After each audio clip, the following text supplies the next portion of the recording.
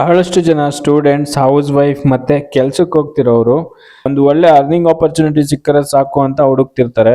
So ನೀವು ಎಷ್ಟೊಂದ್ ಕಡೆ ನೋಡಿರ್ಬೋದು, ಒಂದು ಮೊಬೈಲ್ ಮತ್ತೆ ಇಂಟರ್ನೆಟ್ ಇದ್ರೆ ಸಾಕು ದಿನಕ್ಕೆ 10,000 ಸಂಪಾದನೆ ಮಾಡ್ಬೋದು ಅಂತ. ಇಂಥ ಒಂದು ಪ್ಲಾಟ್ಫಾರ್ಮ್ ಜಾಯ್ನ್ ಆಗೋಕ್ಕೂ ಮುಂಚೆ ನೀವು ಒಂದು ವಿಷಯನ ಯೋಚನೆ ಮಾಡಿ.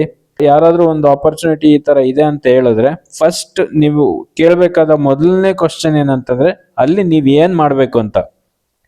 ಓಕೆನಾ? ಬರೀ ಸ್ಕಿಲ್ಸ್ ನ ಕಲ್ತ್ಕೊಂಡು ನೀವು ಅದನ್ನ ಫ್ರೀಲಾನ್ಸರ್ ಆಗಿ ವರ್ಕ್ ಮಾಡ್ತೀರಾ ಅಂತ ಅಂದ್ರೆ ಸೊ ಅದಕ್ಕೆ ಯೂಟ್ಯೂಬ್ ಅಲ್ಲಿ ಬಹಳಷ್ಟು ಕೋರ್ಸಸ್ ಇದೆ. ಆದ್ರೆ ನೀವು ಬೇರೆಯವ್ರಿಗೆ ರೆಫರ್ ಮಾಡಿ ಅದರಿಂದ ನೀವು ಕಮಿಷನ್ ಜನರೇಟ್ ಮಾಡ್ಬೇಕು ಅಂತಂದ್ರೆ ನಿಜವಾಗ್ಲೂ ಅವಾಗ ನೀವು ಯೋಚನೆ ಮಾಡ್ಲೇಬೇಕು. ಅಂತಂದ್ರೆ ಬೇರೆಯವ್ರಿಗೆ ರೆಫರ್ ಮಾಡಿ ದುಡಿಯೋದು ಅಷ್ಟು ಸುಲಭ ಇಲ್ಲ. ಓಕೆ, ಅದ್ರಲ್ಲೂ ದುಡ್ಡು ಪೇ ಮಾಡ್ಬೇಕು ಅಂದ್ರೆ ಫಸ್ಟ್ ಎಲ್ಲರೂ ಹಿಂದೇಟ್ ಆಗ್ತಾರೆ, ಅಷ್ಟು ಬೇಗ ಒಪ್ಪಲ್ಲ ಯಾರನ್ನು.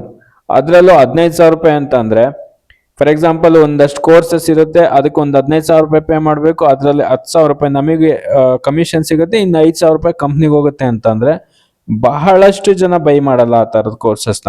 ಬಿಕಾಸ್ ಯೂಟ್ಯೂಬ್ ಅಲ್ಲಿ ನಮ್ಗೆ ಏನೇನ್ ಬೇಕೋ ಎಲ್ಲಾನು ಫ್ರೀಯಾಗೆ ಸಿಗುತ್ತೆ. ಏನಂತಂದ್ರೆ ಸರ್ಟಿಫಿಕೇಟ್ ಸಿಗಲ್ಲ ಅಷ್ಟೇನೆ. ಸೊ ಬಟ್ ಸ್ಕಿಲ್ಸ್ ಎಲ್ಲಾನು ಈಸಿಯಾಗಿ ಕಲ್ತ್ಕೊಬಹುದು. ಹಂಗಾಗಿ ಫಾರ್ ಎಕ್ಸಾಂಪಲ್ ಸ್ಪೋಕನ್ ಇಂಗ್ಲಿಷ್ ಅನ್ಕೊಳ್ಳಿ, ಅದು ಯೂಟ್ಯೂಬ್ ಅಲ್ಲಿ ಸಿಗುತ್ತೆ. ಡಿಜಿಟಲ್ ಮಾರ್ಕೆಟಿಂಗ್ ಯೂಟ್ಯೂಬ್ ಅಲ್ಲಿ ಸಿಗುತ್ತೆ. ಇನ್ಸ್ಟಾಗ್ರಾಮ್ ಹ್ಯಾಂಡಲ್ ಮಾಡೋದಂಗೆ ಅದು ಯೂಟ್ಯೂಬ್ ಅಲ್ಲಿ ಸಿಗುತ್ತೆ. ಅಫಿಲೇಟ್ ಮಾರ್ಕೆಟಿಂಗ್ ಎಲ್ಲ ಯೂಟ್ಯೂಬ್ ಅಲ್ಲಿ ಸಿಗುತ್ತೆ. ಏನಕ್ಕೆ ಬೈ ಮಾಡ್ತಾರೆ? ಬೇರೆಯವ್ರಿಗೆ ರೆಫರ್ ಮಾಡ್ಬಿಟ್ಟು ಅರ್ನ್ ಮಾಡ್ಬೇಕು ಅಂತಂದ್ರೆ ಬಹಳಷ್ಟು ಜನ ಒಪ್ಪಲ್ಲ. ಅಕಸ್ಮಾತ್ ಬೇರೆಯವ್ರಿಗೆ ರೆಫರ್ ಮಾಡಿದ್ರು ಬಲವಂತವಾಗಿ ಅವ್ರು ತಗೊಂಡ್ರು ಅವ್ರಿಗೆ ಇನ್ಕಮ್ ಬಂದಿಲ್ಲ ಅಂತಂದ್ರೆ ಅವ್ರು ಸರಿಯಾಗಿ ಬೈಕ್ ಅಂತಾರೆ. ಅದಕ್ಕೋಸ್ಕರ ಯಾವುದೇ ಆಪರ್ಚುನಿಟಿ ಬಂದ್ರು ಫಸ್ಟ್ ಅಲ್ಲಿ ನಾವೇನ್ ಕೆಲಸ ಮಾಡ್ಬೇಕು ಅನ್ನೋದನ್ನ ನೀವು ಮೊದ್ಲು ಕೇಳ್ಬೇಕು. ರೆಫರ್ ಮಾಡಿನೇ ನಾವು ದುಡಿಬೇಕು ಅಂತಂದ್ರೆ ಫಸ್ಟ್ ಯೋಚನೆ ಮಾಡಿ. ನಿಮ್ಗೆ ರೆಫರ್ ಮಾಡಕ್ ಆಗಲ್ಲ ಅನ್ಸಿದ್ರೆ ಫಸ್ಟ್ ರಿಜೆಕ್ಟ್ ಮಾಡಿ ಅಂತ ಆಫರ್ನ.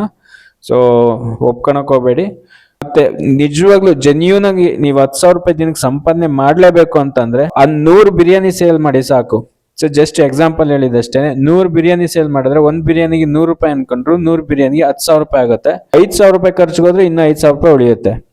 Just example. ಅದೇನೆ ಸ್ವಿಗ್ಗಿ ಜೊಮ್ಯಾಟೋಗೆಲ್ಲ ಟೈ ಅಪ್ ಆದ್ರೆ ಎಷ್ಟು ಬೇಕಾದ್ರೂ ಟರ್ನ್ ಓವರ್ ಮಾಡ್ಬೋದು. ಡಿಶಸ್ ಅದು ಬಿರಿಯಾನಿ ಜೊತೆ ಬೇರೆ ಡಿಶಸ್ ಇತ್ತು ಅಂತಂದ್ರೂ ಬೇಜಾನ್ ಬಿಸ್ನೆಸ್ ಆಗುತ್ತೆ. ಜಸ್ಟ್ ಎಕ್ಸಾಂಪಲ್ ತಗೊಂಡಿದ್ದು. ಬೇಜಾನ್ ಆಪರ್ಚುನಿಟೀಸ್, ಜೆನ್ಯೂನ್ ಆಪರ್ಚುನಿಟೀಸ್. ಈ ರೆಫರ್ ಮಾಡಿ ಅರ್ನ್ ಮಾಡೋ ಆಪರ್ಚುನಿಟೀಸ್ಗೆಲ್ಲ ಕೈ ಹಾಕಕ್ ಹೋಗ್ಬೇಡಿ.